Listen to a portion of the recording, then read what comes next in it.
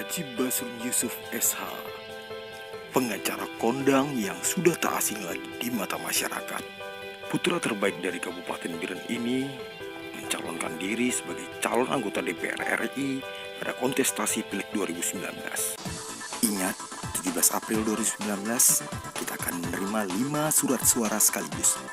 Surat suara berwarna hijau untuk DPRD, warna biru untuk DPRA, warna kuning untuk DPR RI, warna merah untuk DPD RI, warna abu-abu untuk presiden dan wakil presiden.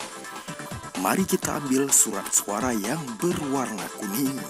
Lihat nomor 12 Partai PAN kolom nomor 6, Haji Basrun Yusuf SH.